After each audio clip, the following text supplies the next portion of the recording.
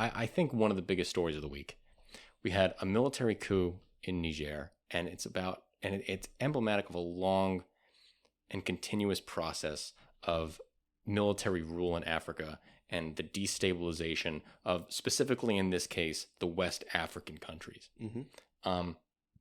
Niger recently elected a president democratically, and this president was a part of like a socialist adjacent party. The party was in the Socialist Internationale, so that's where they kind of leaned. But there were reports, and obviously these are reports of some corruption and co-conspiracy with the French state, because the history of this region was that it used to all pretty much belong to the French Empire. So all these countries had French as their national language, and they were forced, or in some cases still forced, to use French currency to exchange on international markets. So there's this deep neo-colonialism that exists between France and all these countries right now.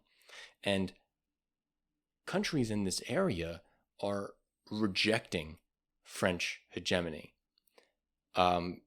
Famously, Thomas Sankara led a revolution in the 80s in what is today called Burkina Faso, and he's actually the man who coined that name, Burkina Faso. He renamed the country to Burkina Faso, and Burkina Faso means land of the upright man, and it means that we are standing on our own. We don't need the international aid. We are going to build our own country and our own future and our own destiny.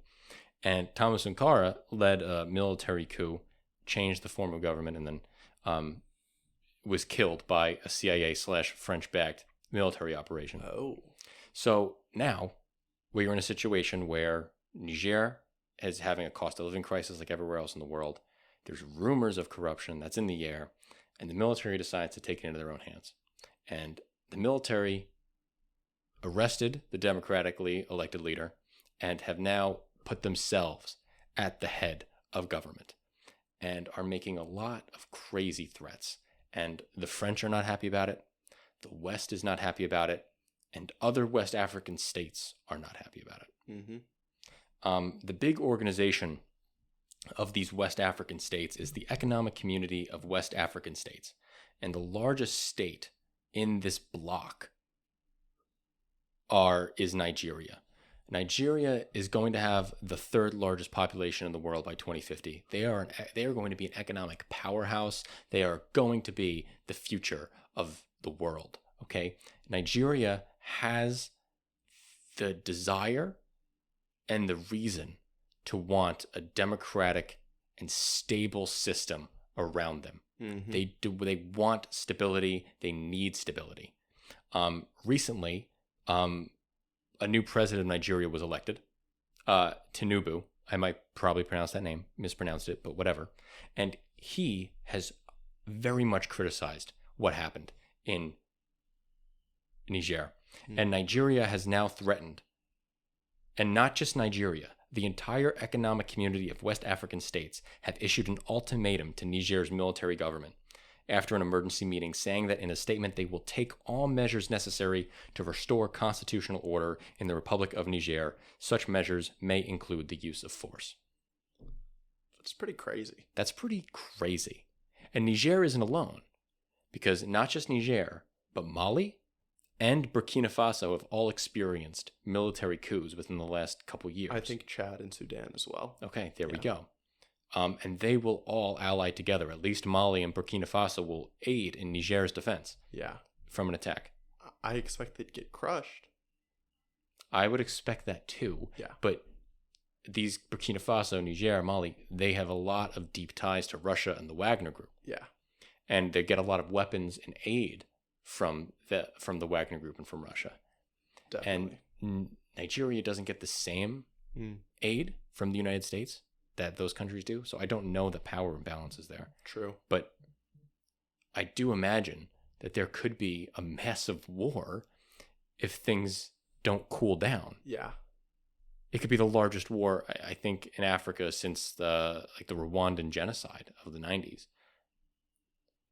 I don't know enough about the history of war in Africa to make a comment on that, but I would say that it would be a massive war. And that's not great. That's bad. That's bad. That's pretty bad. And so now, why does this matter from the French perspective? Mm. Well, Niger currently. Why are you laughing? It's so unhuman. Unhuman is the right word. Yeah. And I hate talking about like, oh, this is why it matters from the French perspective. Niger has the right to self-determination. Okay. I am in favor of democracy. I want democratic process to be fair and open and good and clean. All right. But I'm not going to sit here and say that France isn't complicit in explicit neocolonialism. Yeah. And that's what they're doing. And the main resource that they take out of Niger is uranium. So Niger currently holds about 5% of the world's mining output of uranium. And it supplies about 15% of France's uranium. Uranium is very important to France because France has such a high nuclear energy system. All of their electricity is basically done through nuclear energy. And they only have a stockpile of uranium to last them about 2 years or a year and a half. So they have a national incentive to keep this uranium open. Niger has stopped selling your gold and uranium to France. Totally. Oh, so just since this coup? Yep. Okay. So now in the last 3 days. Yeah. So France has an incentive to get that back. Sure. France has military men on the ground. France has nationals on the ground who are operating these uranium mines. If one Frenchman gets killed, I imagine all hell breaks loose. Boots are on the ground. I think right away. Yeah. I don't think Macron lets that slide for a second. Yeah, and it's tough because the rhetoric right now is so fiery, anti-France and anti-West. It's delicate. It's really delicate. I think Nigeria and the whole, Western African states might come out of this looking like a bunch of clowns if they don't go through and invade. Really? If all this happens, the coups go through, they hold power, the government isn't reinstated, then this West African alliance means nothing. They threaten the use of force if this doesn't happen. Yeah. If it doesn't happen and they don't use force, they have no legitimacy. Fair. They've backed themselves into a corner to take action. Wow. So would you put your money on massive war? No, I put my money on they lose all their legitimacy and more coups happen. Wow. Okay. That's what I put my money on. Damn. I think they lose all legitimacy. Nigeria already has problems with their legitimacy because of election fraud allegations in the last election a couple months ago. I don't know enough about it. I'm not going to sit here and say that there was election fraud and there wasn't. I don't know. I don't know what to tell you. But I do know as an American that the belief that there was election fraud is enough to destroy a democracy. Yeah. So Nigeria is in a rough position. The whole West African region's in a rough position. They're pivoting towards Russia and away from the West. And this is the West's. The same way it was a liberal problem for not bringing conservatives into the fold, it's a West's problem for not reintroducing or even introducing the African nations as equals after the fall of empires and the African nations gained their independence. By our reluctance to assist in their development, it played right into the hands of China and Russia, who could be the bank that the United States refused to be. Have we been reluctant? I do know that part of this is that we are, like Tony Blinken has threatened that we withdraw the aid that we have given them. Well, that's Tony Blinken now. We're pivoting towards Africa, where for a long period of time we had no interest in the region. Okay. Biden came out swinging pretty much and made it a point for his State Department to be more interested in the affairs of Africa.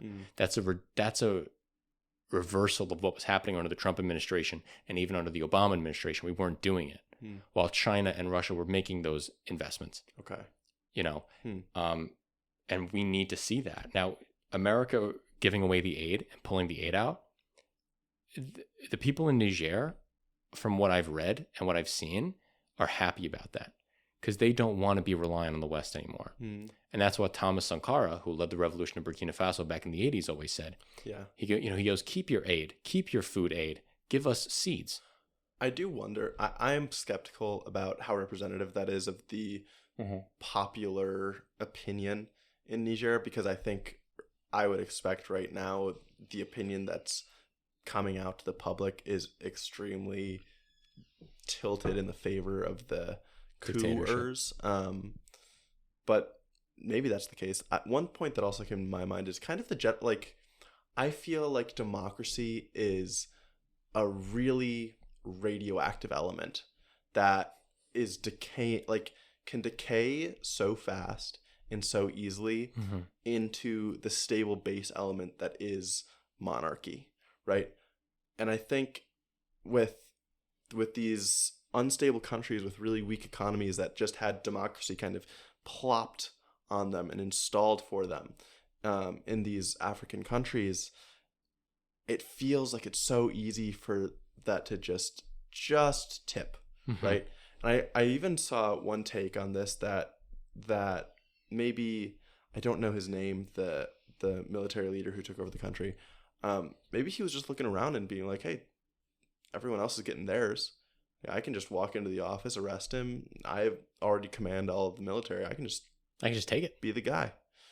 Maybe it's not ideological at all. Yeah, and it's so much harder to find someone else who cares so much about democracy that they make the climb to get into the amount of power that they would need and then install democracy instead of holding on to that power themselves. Of course. Yeah. And I just think, I think the whole region is kind of screwed. I don't know how West Africa gets out of this unless the Western states, the alliance of West African states, invade. Yeah. I feel like that's the only way democracy survives in that region, which I don't want to happen, because I understand the plight of the people of Niger who want to step away from the French, and want to end the neo-colonial rule. I understand that. Sure. So it's hard. It's a hard position.